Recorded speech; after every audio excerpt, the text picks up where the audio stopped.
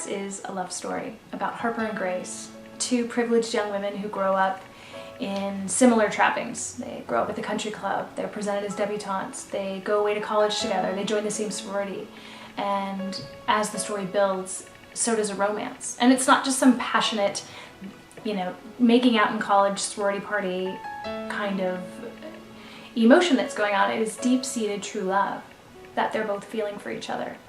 Jukebox as a metaphor is a really powerful vehicle in this story. It's essentially one of the characters in the novel. The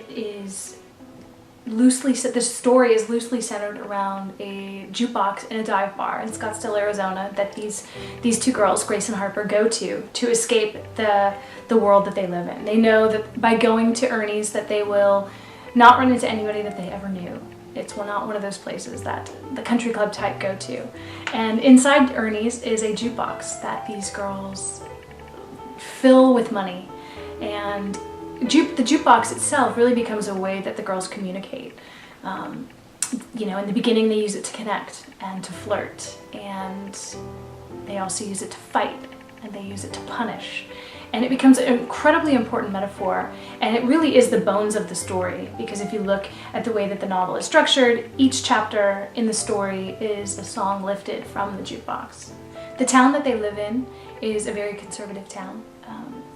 It is not the kind of place that people come out of the closet or that you see gay people ever holding hands, especially the country club, which is also, in a sense, a character in this story as well. I called it Jukebox. It's always been called Jukebox, actually, from the very beginning as a working title. I think I toyed around with the Jukebox for a while, but ultimately it just became Jukebox. And to me, music is an essential part of life. It's almost as essential as the air that I breathe. And it's like that for a lot of people that I know.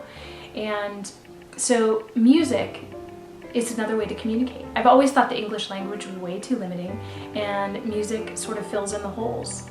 I mean, think about all the things that you can say with your eyes. Just a look. Complex layers of emotions that you could never articulate on the page, or verbally for that matter. So I think music is also one of those incredible wormholes into emotion.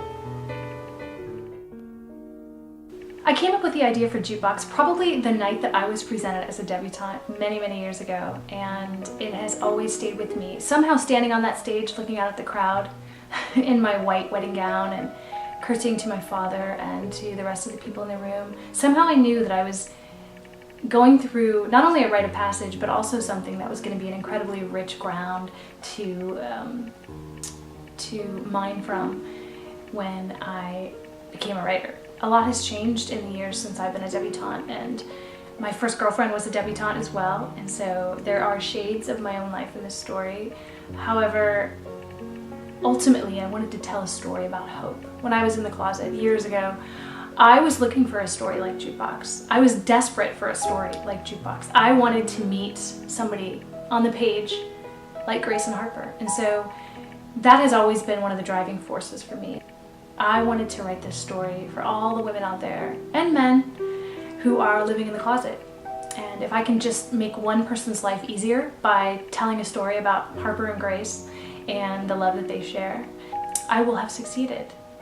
That truly is my #1 goal around this book.